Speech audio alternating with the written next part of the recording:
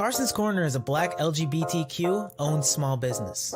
They sell merchandise and apparel on pop culture franchises such as Dragon Ball, King of the Hill, Sailor Moon, and of course and most importantly, Power Rangers.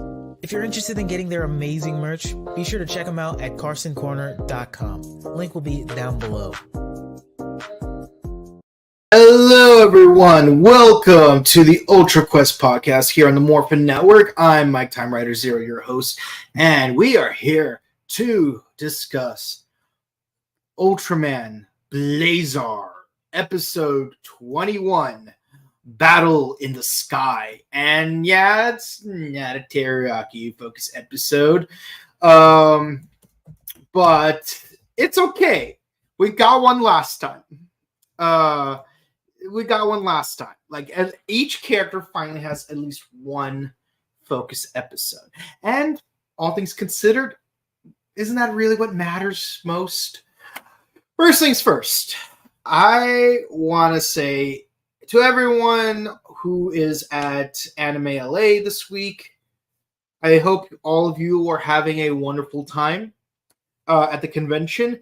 And if you are watching this podcast, whether you're at the convention or not at the convention, if you're watching us live, thank you for taking the time to watch our show.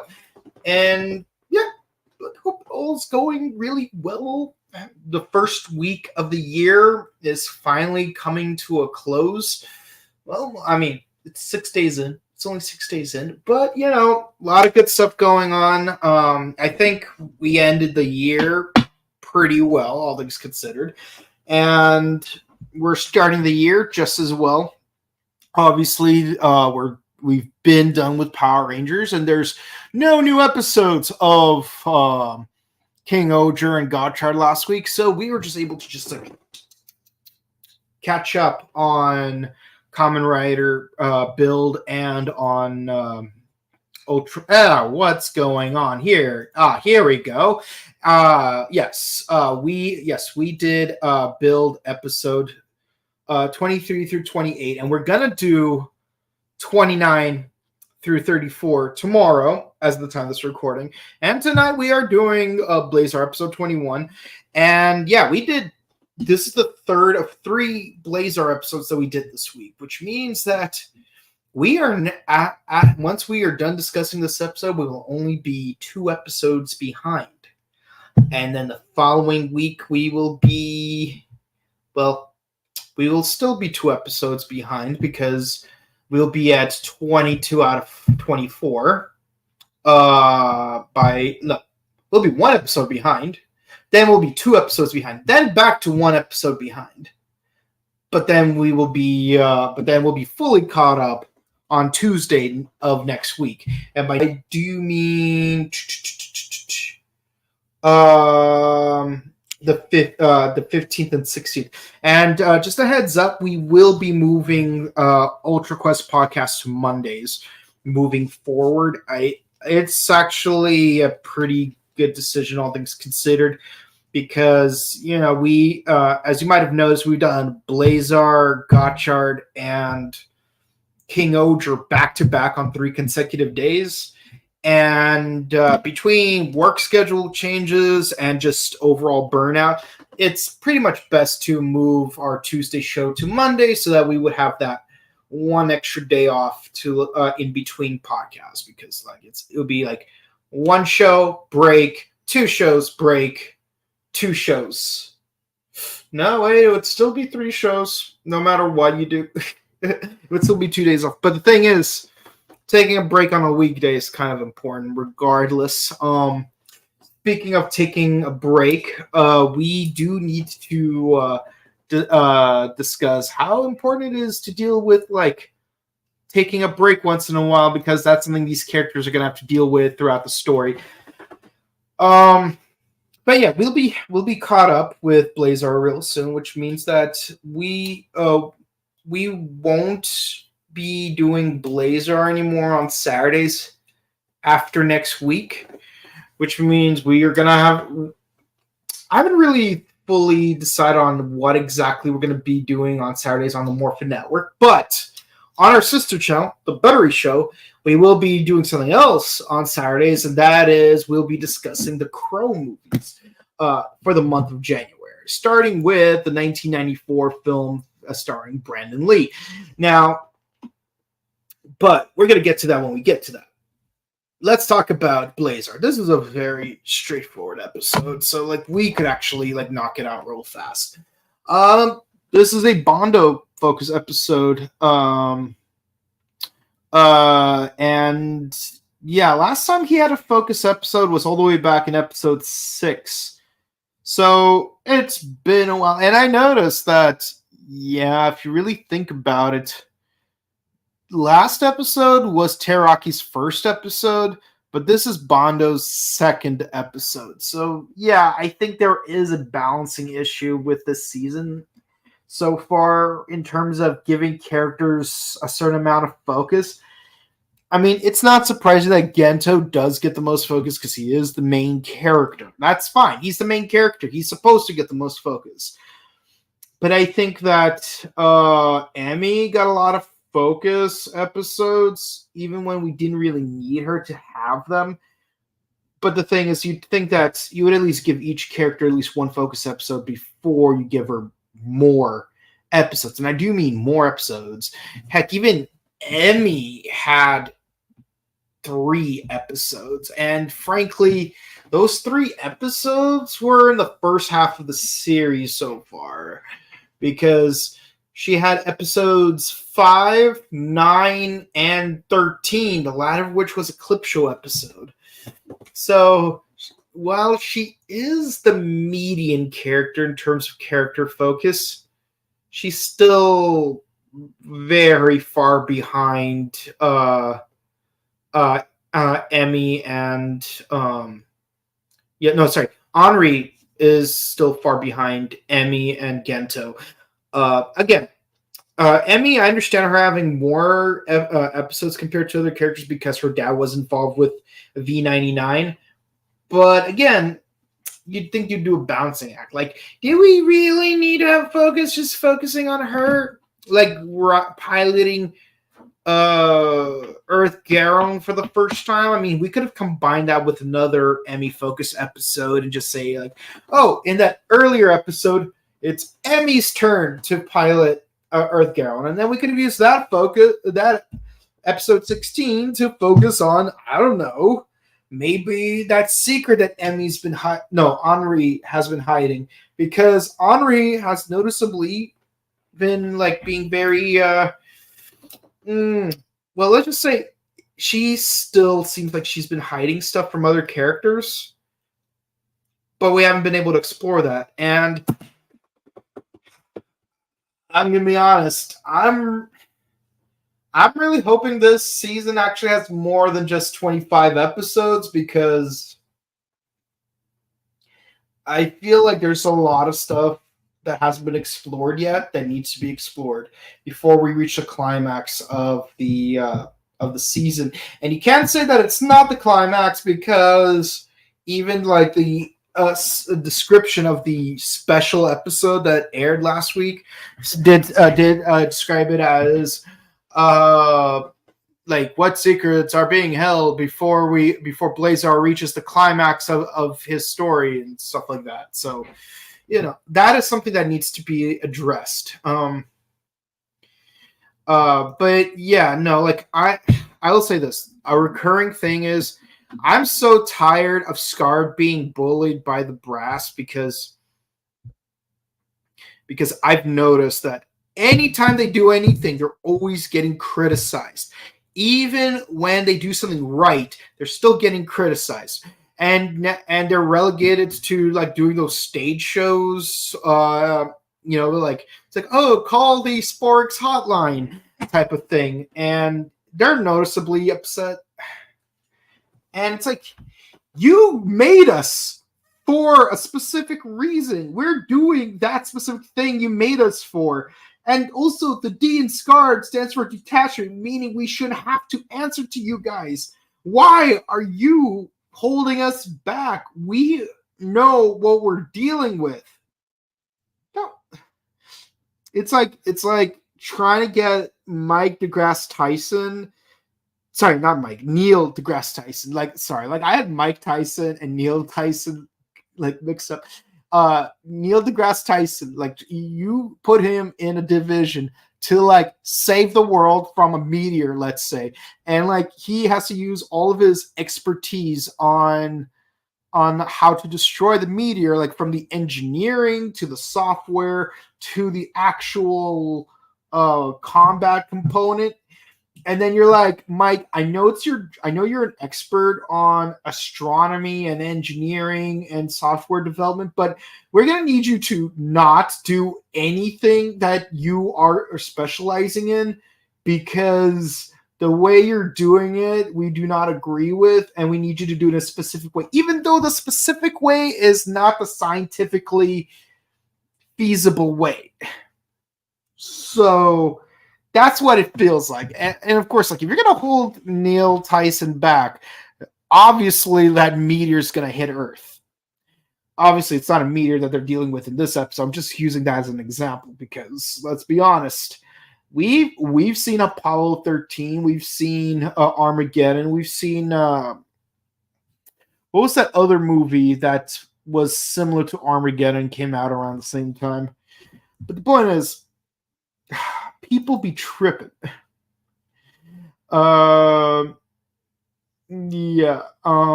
yeah, so let's get right into it.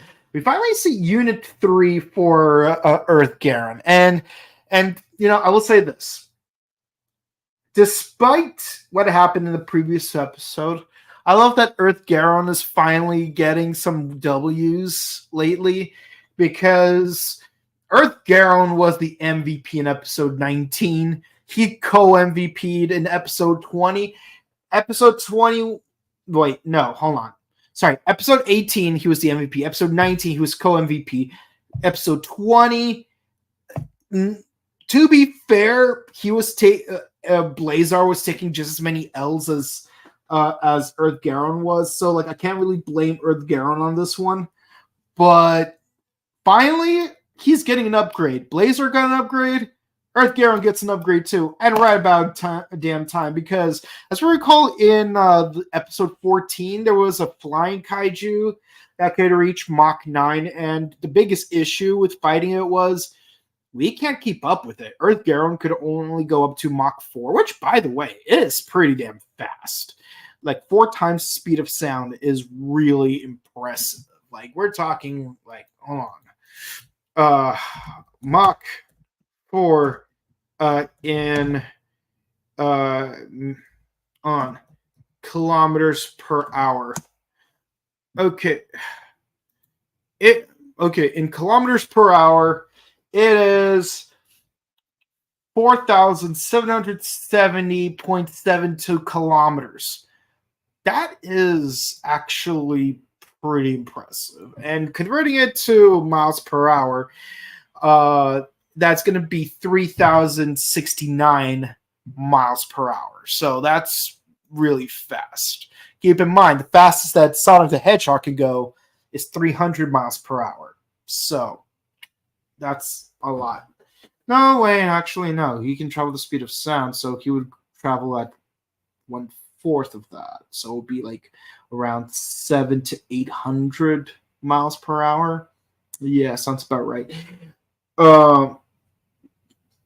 Anyways, so but also it's in a vacuum. But yeah, so we got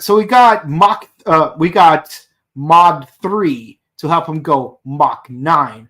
And it's an impressive little thing. I'm gonna be honest, the wings do remind me of Go Busters for some reason.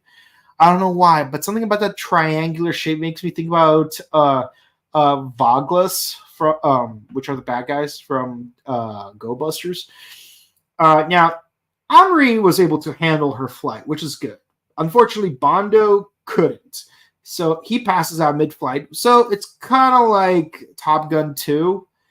And of course, Henri is being really nice to him. It's like, I know you've been working really hard, and here's a snack. I know you can do it. But the brass is like, no. He can't handle this. He's off the team for Mach 3. But he's the best marksman in the squad. Yeah, we don't care.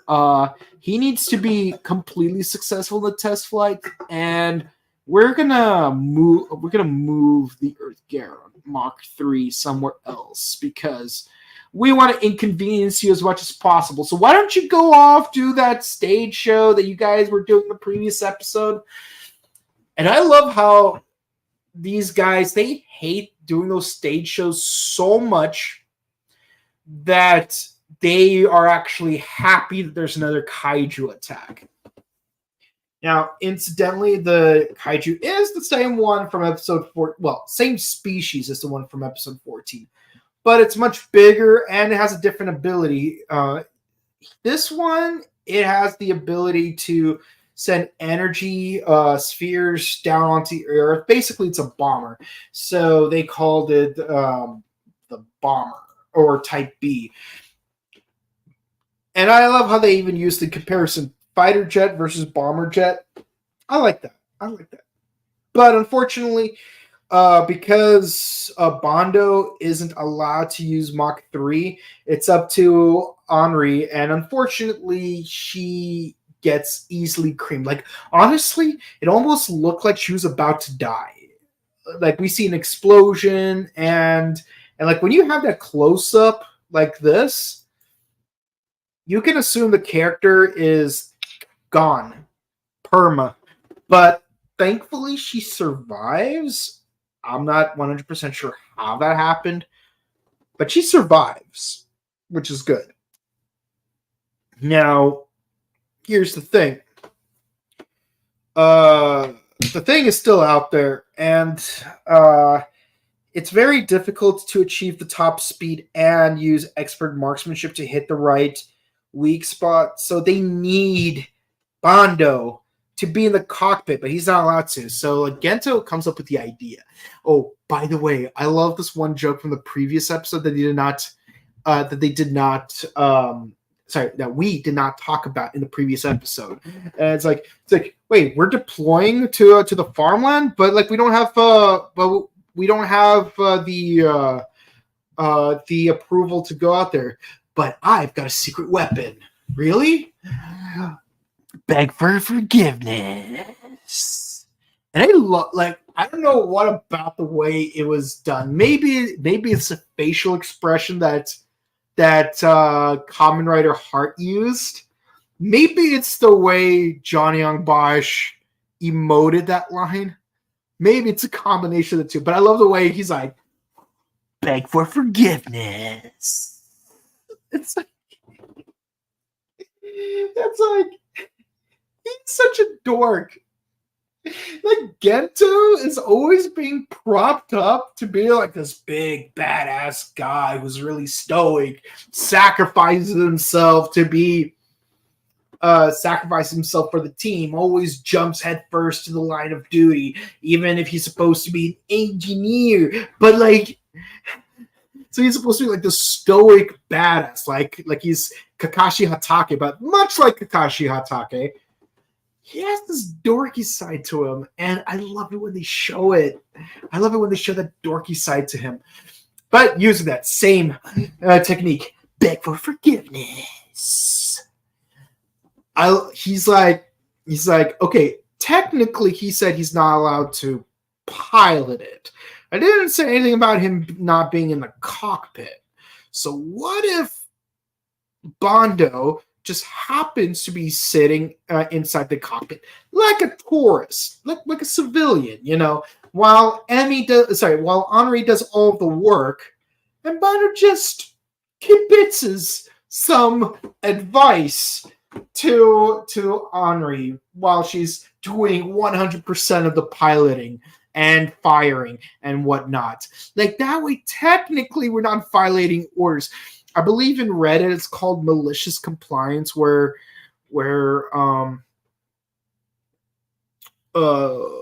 it's like you're following the rules that are pushed down upon you by a superior, but you are technically following those rules, but you're doing it in a way that inconveniences the upper ranks. but they can't say or do anything about it because you're not breaking any rules. You're just doing what you're told to do. It's just that you're just doing the Faustian thing of just like complying to their orders, but maliciously. Hence, malicious compliance. If you, like, I have to say, like, if there's ever like an Ask Reddit, like, you know, like sometimes, you know, even the best of us, we listen to like Ask Reddit videos on YouTube where it's like, r/Karen or r/Beggy Chooser or r/entitled person. Yeah, there is one for malicious compliance, and I really like that. You know, like I could like name drop a couple of YouTube channels to check out that I listen to regularly for that kind of content. You know, it's really good when you're like doing the dishes or you're stuck in traffic. You know, you're just having it play in the background and like listening to those weird stories. But you know,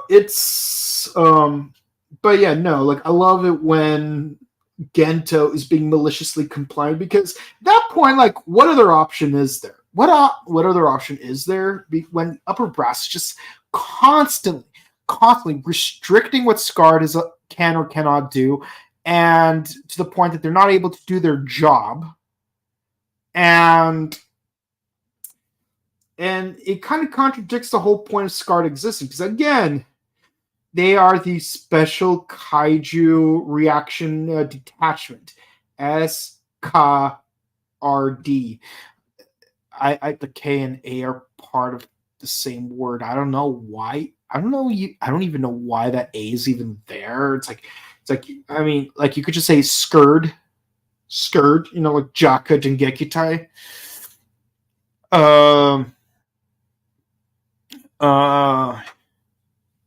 Heck, why is Jaka even spelled JAKQ? Why not like do QJAK and just say and call it Kujak, like a peacock, and it works because playing cards, you could scatter playing cards like they're the eyes of a peacock feathers. Kujak, but that would work actually. Kujak the Gikitai. Just a little tidbit. But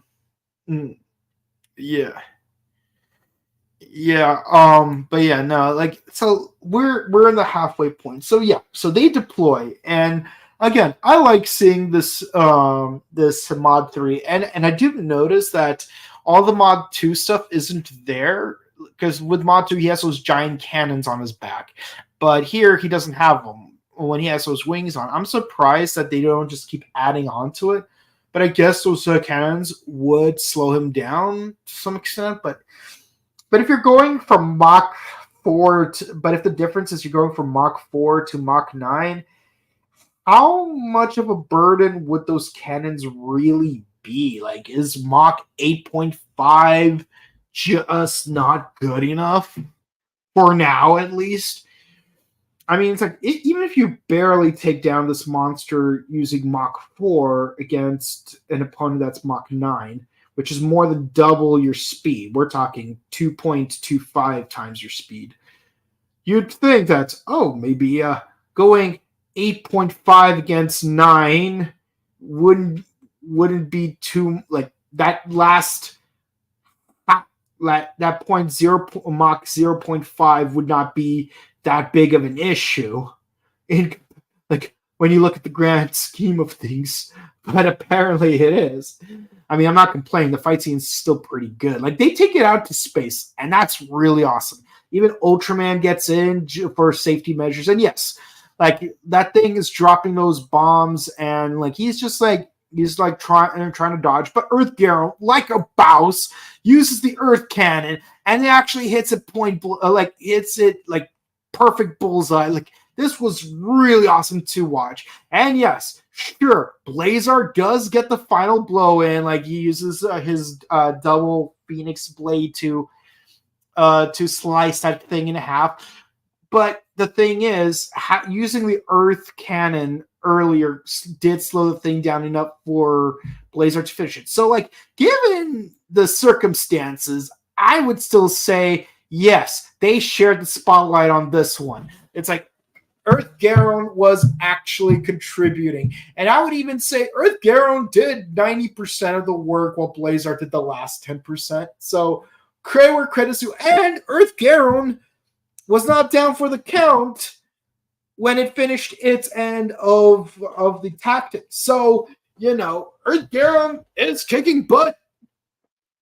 We're 3 for 4 now. Finally, Earth Garon is getting the recognition it needs. Only Teraraki had that kind of track record because, again, in 51 episodes, he only gets 1 episode. Bondo got 2. Henri got 3.5. At most. Even if you count this episode, 3.5. Let's see. Emmy had, I don't know, maybe 7 or 8 episodes to herself. Hold on, give me 1 second. 1, 2, 3, 4, 5. Yeah, she had at least 5 episodes. Gento, I don't need to count Gento. I know he has the most, and rightfully so. He's the main character. But again, why does Teraraki only have 1 episode while Bondo only has 2 episodes? And so on and so forth. And again, Henri, she's clearly hiding something. Yeah. And if you're wondering about what happens after they destroy the kaiju, well, it's by the way, the brass said we did a good job despite breaking orders, but they still want us to perform at 37 districts. What? Yep, 37. Wait, or is it 35 or 32? The point is, thankfully, it's not all 47 districts, but still, it's I love how it's a running joke now that they hate rehearsing for those stage performances. And rightfully so. I would hate having to do that if my job was literally fighting giant monsters and not having a Megazord, because I've noticed Megazords don't have it as hard as Earth Garon does. But let me know what you guys thought of the episode. Did you like it? Did you hate it? What score would you give it out of 10? Me, it's a pretty decent episode. I'd give it a 9. Bondo overcame his weakness. He was able to help out when he was needed the most. But the point off I would give is, again, I feel like Henri has a lot more hidden within her that is not being discussed and should be discussed. And I'm just tired, just really tired of the GGF just constantly interfering. What is the point of having a detachment if you're constantly going to tether them to yourself, or vice versa? I don't know what's the proper term. You can't. How can they be a detachment if they have to run through so many loopholes? It's like in Arrow, all the vigilantes got deputized. It's they're doing stuff legally now, but the thing is, they still have to follow the same rules and limitations as the Star City police. So it's is it really worth it? I mean, at least the police don't have to arrest you when you're doing vigilantism, but again, it's isn't the whole point of being a vigilante is that you're doing, you're getting your hands dirty, trying to clean the city in a way that the proper authorities are not able to? If the GGF established SCAR specifically for the purpose of doing things separately, so they don't have to answer to the upper brass, so that they can do things the way they think would be the most efficient to get the job done. Why are you not letting them get the job done as per their own instruction? I feel like there's some shenanigans going on, but that's just me. Sadly, it's another episode that isn't Teraraki focused. Well, to be fair, just kidding. Okay. About time Bondo got one again. Yeah, again, it's a second episode in 21 episodes. At this point, I think SCAR should be their own independent organization since I feel the GGF higher-ups don't treat them with the respect they deserve ever since the commander was suspended. Honestly, even before the commander was suspended, they were not getting the respect that they deserve. But like at first we thought the commander was the one who's like giving them the restrictions, but now it really starting to seem like the commander was actually trying to protect them. And he was just like warning them. It's like, hey guys, if you push the buttons too hard, I won't be able to protect you more like I'm currently doing. I'm just not letting you know that I'm protecting you. It's like this episode of The Simpsons where Homer gets promoted to a higher position at the power plant, and he gets like an assistant, and the assistant does all the work for him. And like he's doing a really great job, so much so that even when Homer messes up, the assistant, being the Chad that he is, like he takes the blame for it and writes one last speech for Homer because he was supposed to deliver a speech. Even as he was getting fired, it's like, listen, Mr. Simpson, I respect you, and I can't help you more than I already have. But the last bit of courtesy I'll give you is I made you this new suit, and I wrote you the speech that you needed to deliver tonight. It's like that's kind of the vibe I'm getting from him. Even though this episode is focused on Bondo, I feel Henri got some screen time not being Bondo's support, and I don't think Henri's hiding something bad since it's shown that she's a good person. I'm not saying she's not a good person. I'm just saying it's like the way she phrases certain things makes it sound like she's hiding something from everyone else. It's not necessarily a bad thing. Like maybe the secret she's hiding is that she's not as qualified at something. Like maybe like something in her resume was exaggerated or something. Or like for example, like if you've ever seen Shinkenger, like both Yellow and Red Rangers were hiding a secret, and the secret was Yellow's not actually supposed to be the Yellow Ranger. It was supposed to be her older sister, but her sister's sick, so she's basically Mulaning for the rest of the season. While Takeru / Jaden, they're hiding the fact that they're not the real Red Ranger. It's their older sister / adopted mother who happens to be younger than them. I mean, in Power Rangers Samurai, Lauren is indeed older than Jaden. She is his older sister, which is why she's the head. But the thing is, but Takari is not Kaori's brother. They're not related by blood. And even though he physically is older than her, he's not the actual heir to the 17th Shinken Red. She is.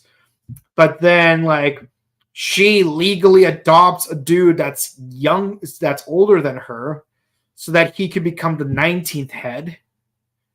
So, like, legally speaking, this older dude is the son of this younger woman.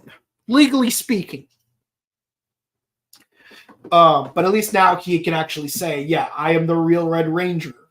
But they were keeping it a secret all season. I'm thinking Henri has that kind of secret. Again, I'm not saying she's malicious. I'm not saying she's evil. I'm not saying she's a spy working for freaking Namba from... Actually, you know what? That's what the guy reminded me of from Blazar. I think he reminded me of Namba.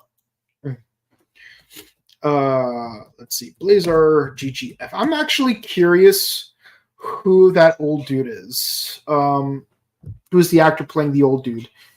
Let's see. Hold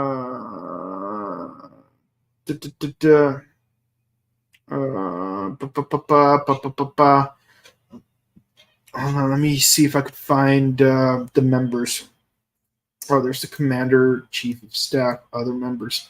Yes, Yu Dabashi. Yu Dabashi is played by Minori Tareda. Let's see. He was in the original Ultraman. It's crazy. Oh, that's cool. He was in Ultra Q, Tiga, Dyna. Dang, he is in a lot of Ultraman stuff. Ultraman Blazar. Is that? Oh, other roles. Kamen Rider W. Yo, that's where I recognize him. Ah, he was the head of the Sonozaki Foundation. He's the main villain in Kamen Rider W. Well, sort of. I mean, he's not the final villain, just the main villain. Oh my god. And he was Secretary General in Black Sun. Oh my god. Oh.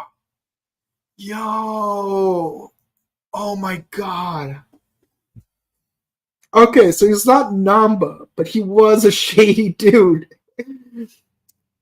He's the Terror Dopant from Kamen Rider W.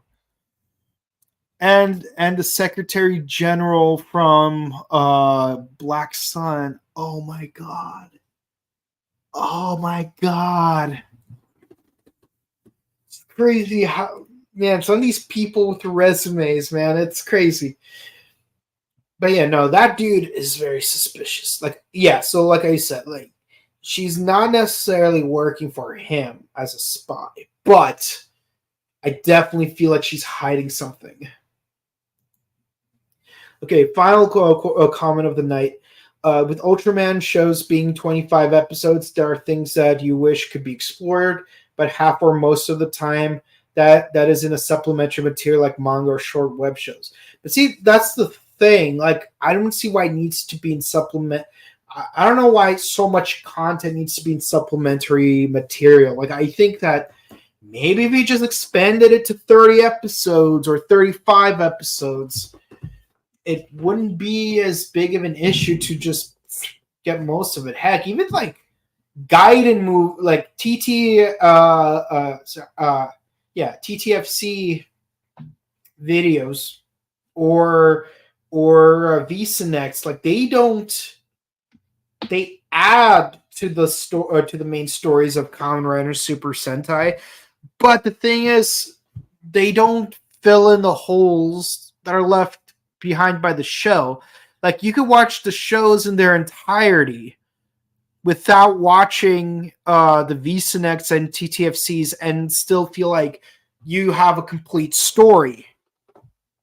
Well, in 01, not so much because of COVID. Like, that's like the one exception where, like, oh yeah, you do need to finish the story.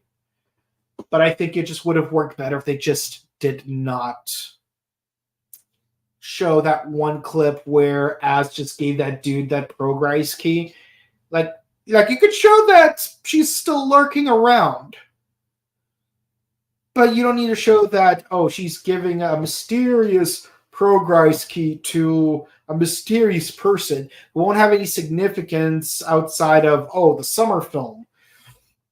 And the summer film is supposed to fill in the gaps for, like, even if it's supposed to substitute for, like, oh, we're missing 5 episodes, it still will not work as 5 missing episodes. Like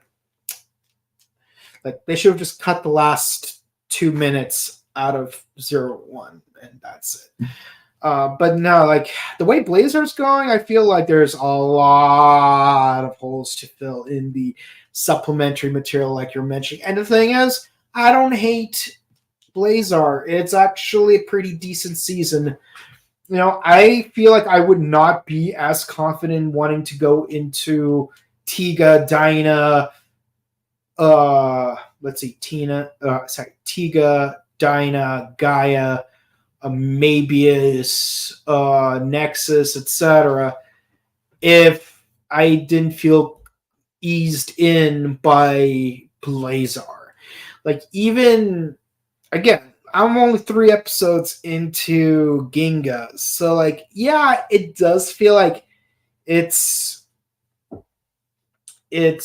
isolated enough for me to not worry about past continuity beyond the fact that, oh, Taro is in the form of a final toy and he's giving guidance to the main character. It still feels like Blazar feels like a proper, like, starting point for newcomers, and I respect that. Just like how 01 feels like a proper starting point. But I feel like because of the 25 episode limitation, there's stuff that's being left out, and I feel like there are certain corners that could have been cut. Like I would say, well, we did not need that music episode, but again, it would cut away from Henri's character, unfortunately. Or don't hyper focus on just one character per episode. Give focus to multiple characters, like how in this episode, Bondo got to share the spotlight a little bit with